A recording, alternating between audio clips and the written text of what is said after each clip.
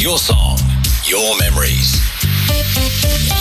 101 FM. It is 101 FM on a Monday morning. I'll find out. First of all, I've got to say a huge thank you to Michelle and Stu, because again, we get such good guests on the show here. And I'd like to take credit for it, but I can't, because it's Michelle and Stu that organise that. If you don't know who Michelle is, Michelle Karp, the photographer, otherwise known as the Phantom Flasher of Logan.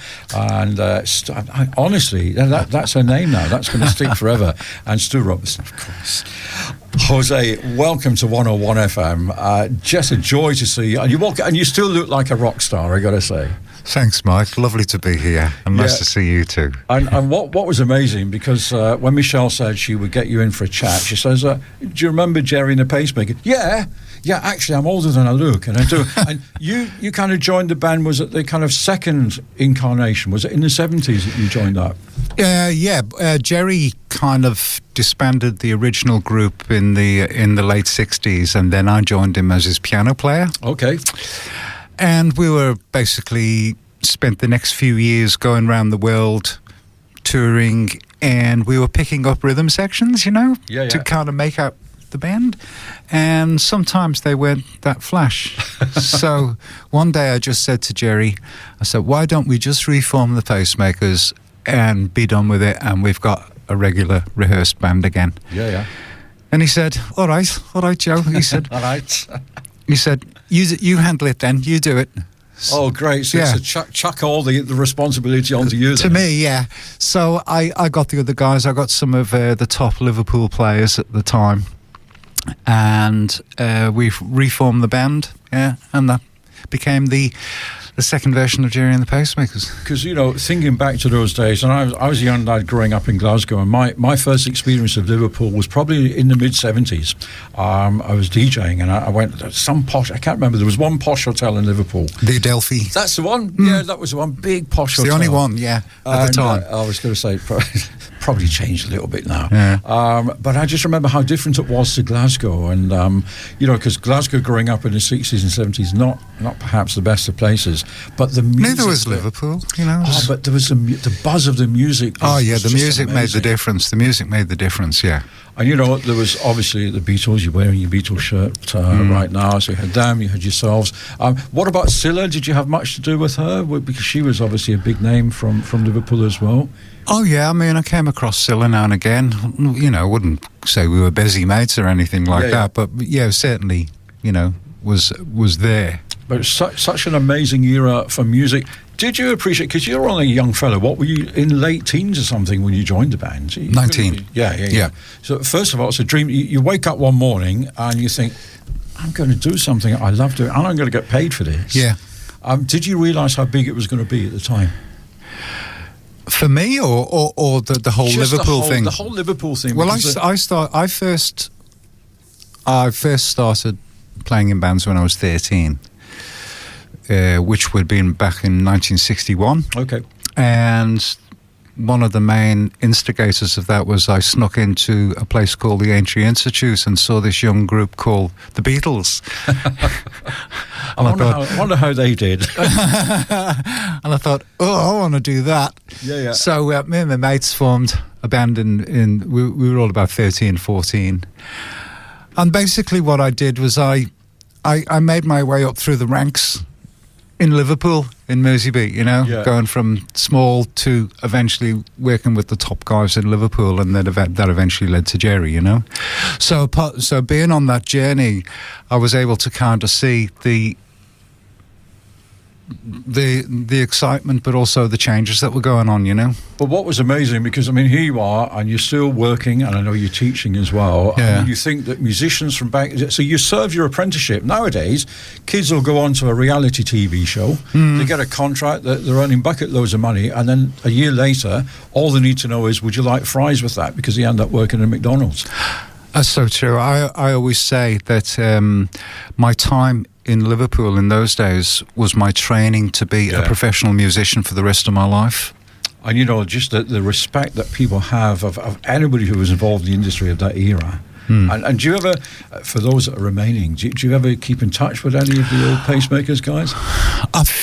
Well, a few of them. They're dying off like flies now in Liverpool. The old Merseybeat guys. You know, I hear about somebody passing away just about every week. So there's quite a few that I keep in touch with. Yeah. Scary when you get to that age, isn't it? And every time you turn on Facebook, there's somebody else you think, I worked with him, or I did gigs with him, or whatever.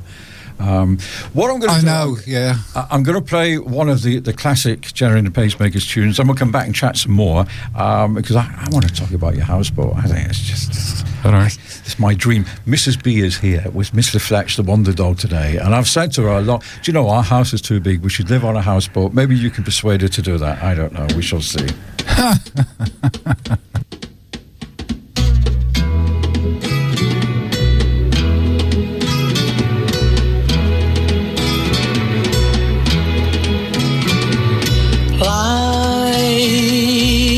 Goes on day after day, hearts torn in every way. So ferry cross the Mersey, 'cause this land's the place I love, and here I'll stay.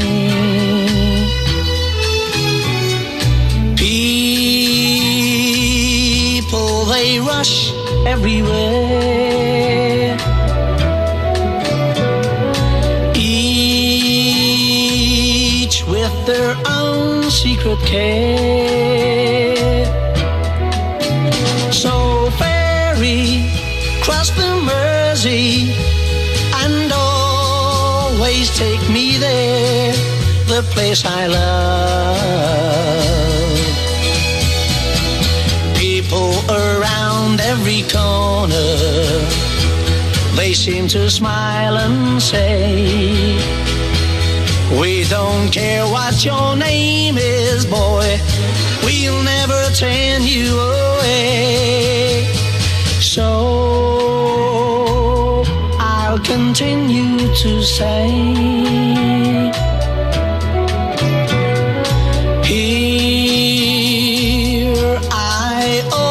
will stay. So ferry, cross the Mersey, 'cause this land's the place I love, and here I'll stay, and here I'll stay, here I'll stay. One of the many classic songs from Gerry and the Pacemakers, Ferry Across the Mersey. Our special guest this morning is Jose McLaughlin, and you were just telling me that you did a special album for the BBC. Well, what we did was we went in, we used to go in and do a lot of live to-air programmes for the BBC. Saturday Morning Club, the John Peel Show. Oh, John Peel, what a man he was, like amazing. So what they did is they rounded up all the recordings that we'd done and just put them out on an album called Gerry and the Pacemakers Live at the BBC. So that's a good title for it. Well, it's a great one, yeah. Well, you know, I was really jealous when the Beatles Live at the BBC came out and said, why can't they do one of us? And they did. Well, quite right too. Tell us about what it was like doing Top of the Pops, because when you used to watch Top of the Pops and you thought, wow, first of all, it's a massive big studio. It wasn't really. Yeah. Did they used to sort of move the audience from stage to stage, and so you got them dancing, but you thought it was busier than it really was? Yeah, they did, yeah. Yeah, they had multiple stages set up. And of course, in those days, you were miming. So they didn't have the logistical problems of plugging amps in and setting leads and stuff like that. No ears needed, none of that stuff. Nothing, no. You had monitors in the studio, so you could hear the music, and then you just mime to it, yeah. And sometimes not very well. No, sometimes not very well. And then when you'd finished, the cameras would shift over, to the whoever was comparing. and then shift over to the next stage where the next act was ready to go. Yeah, it was just again because they had Countdown here, and Top of the Pops was our equivalent over in the UK, and it was absolutely huge. Again, did you appreciate as a young fellow as you were just how big this was, or was this just like, oh yeah, okay, this is work? I think more so in hindsight. I think at the time it was just like, it felt like a natural progression as a musician. When I started to appreciate it was that for most of my life, most of my musical life up to that point, I'd probably never been out of England very much. Of course. You know? And then all of a sudden I'm travelling all over the world and seeing all these places and experiencing all these different cultures and stuff like that. And at that, it kind of hit me a bit then. I'll bet. How did the different audiences, because we asked this of many musicians that come in here, the audiences say in America compared to the UK and the audiences in Europe, did they all respond in the same way to your music? No, they were quite different actually. I think the audiences in America are very enthusiastic. Yes, yeah, they're nuts. They're absolutely barking mad. The Americans. England probably a bit more reserved. Yes, we're frightfully British, of course. Of course, yes. It took a lot to get them going, you know? Yeah. I have the same problem on a Monday morning, to be honest. It's about 5 to 12 I start getting reaction, so yeah, I get that. And Europe I found was really into musical ability more than the entertaining side of it. So if you did something really good musically, they kind of really latched onto that rather than the kind of the showy. Because I would imagine with Gerry being very much of a showman as he was, that the German audience probably wouldn't have got that very much. Because they're not renowned for the sense of humour. Well, they did in places like Hamburg, of course, because there was a huge following for what was going on in England, and especially with Gerry had been over there, and the Beatles, of course, had been in Hamburg. So there was quite a large following there, but it varied throughout the rest of Germany and the rest of Europe. Yeah. Just looking at the music today, and I often say this, here we are, we're playing stuff that sounds as fresh today as it did back in the 70s. How do you rate some of the talent that we've got? I mean, certainly in Australia we've got quite a lot of talented acts, but how do you feel that they compare with the guys from back in those days? That's a hard one, because I think there's some great music out there and some really good musicians. It's not that so much that has changed, but what has changed is everything going on behind it. Like there's no record companies anymore. There's the whole thing is different. So if you want to find something, you have to go and search for it rather than being hearing it, And I guess back in our day, it was all about the singles chart. You had to sell X amount of thousand songs to get into the singles chart at all, and to get a number one was a big deal. Yeah. And now they're doing it all online, and you can do it on Apple iPlay and all the rest of it. And it's easier, I think, now for musicians to get the music out there. And also, you remember the days of studio time when you had to actually buy time in a recording studio. Nowadays, you can do it at home. Yeah, that's right, yeah. Yeah, the whole thing has changed. Yeah. Sometimes it feels like everybody and his dog can make a recording and stick it up on YouTube or Spotify or something like that. And I think the mass, the amount of music that's being produced is hiding the really good music. Yeah, I agree with that. That is there. The pop charts have changed, of course, because it's nothing like it used to be. Because if you look back at the charts from the 60s, and you'll see such a diversity of music. Yeah. Whereas now it's all, pretty much... All sounds the same, doesn't it?